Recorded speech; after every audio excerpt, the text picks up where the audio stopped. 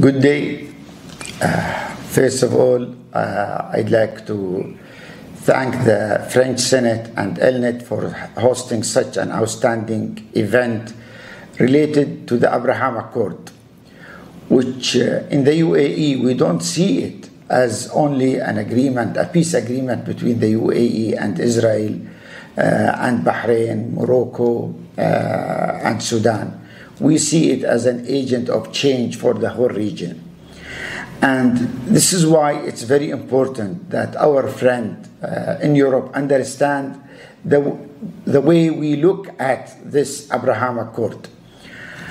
First of all, why did the UAE start looking into new solutions, thinking outside the box to find ways to change the region and to bring a solution to the Israeli-Palestinian conflict and also to the relationship between Israel and the Arab world?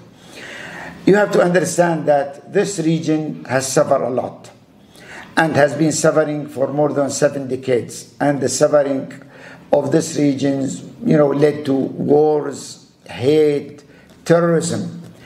And in the last 7 decades, we found out that we are using the same tools, the same ways, the same policies to solve a problem that, it took these solutions and these policies took us nowhere. So we had to think outside the box. So we have to be innovative in finding a new solution for the conflict in our region and also for all what's happening related to promoting hate, promoting extremism, and promoting terrorism. This is why the UAE, took the lead, and we were fortunate that we had the right leadership, a leadership with a vision, and a leadership with the courage to take the hard decision. And this is why, the UAE started looking into finding a way through peace to solve the problem of the region, not only the problem with the Israeli and Palestinian or the UAE and other countries, but we see peace as a platform to solve the whole problem region. And this is why, we engaged with the Israeli in a dialogue that led to the Abraham Accord, and then joined by the Bahraini, the Sudanese, and the Moroccan. And we look forward, actually, for others to join the Abraham Accord, especially the Palestinian, because we see that through peace there will be a solution that will serve the interests of both sides, the Israeli and the Palestinian. We still are committed for the two-state solution, and we see through peace, dialogue, negotiation, that we'll be able to reach that. And this is where, we actually encourage our friend in Europe to change the narrative, the policy that they are targeting the region in the last 3 decades, in the last 7 decades. We have to understand the region has changed. The people in the region, they are fed up of conflict. They have been victims of hate, of extremism, of wars. They deserve to live like others through peace, stability, and prosperity. And this is why we see that, the people in the Arab world, and especially the youth, are looking forward for a new era, for an era where peace will be the platform that will bring not only government to government relationship in our region, but actually people to people. And this is why you will see when we started the Abraham Accord implementation, there was a real activity that engaged the Israeli and the Emirati people to people, more than the other expected.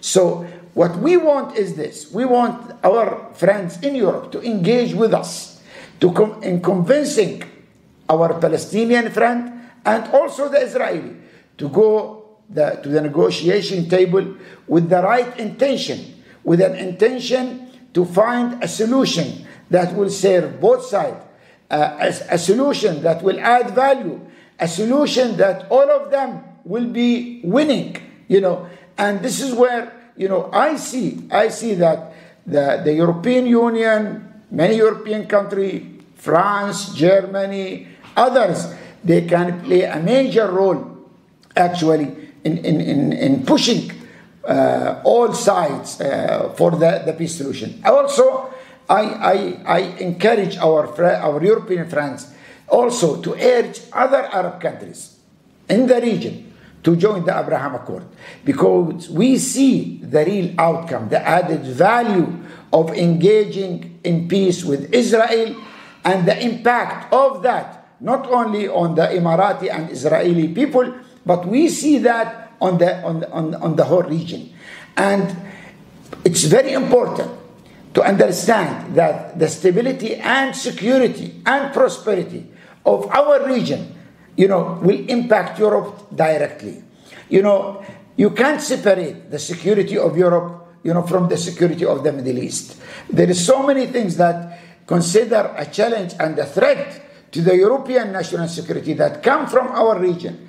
I think solving the problem of our region, especially related to countering terrorism, countering extremism, countering hate, and also the issue of poverty, finding new jobs for the youth, that will solve also the immigration challenge and the threat to Europe. So what I see is this: we have a new opportunity related to promoting peace within a region.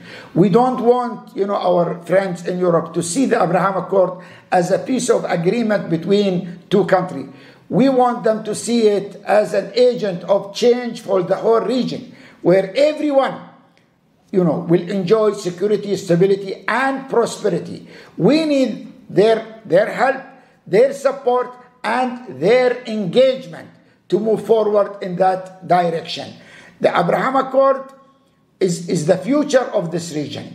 And I know there are so many challenges that we will be facing in the region and between the Israeli and the Palestinian, but I want you to understand this. There is no way back. The Abraham Accord is there to stay. It's there to last. It's the future of the region. And we will keep pushing the boundary. We will keep the momentum to engage everyone in the region and at the international community to promote the Abraham Accord, because we see the added value of peace on the security and stability of the region, and also the global security and stability. So thank you very much for giving me the opportunity to talk in this outstanding event. I wish that I could be in person there, but unfortunately, because of certain things, I couldn't. I hope that you have a very successful event and look forward to finding your outcome and the result of this event, to engage in more initiatives, more programs that will implement and promote the Abraham Accord in our region and in the world. Thank you very much.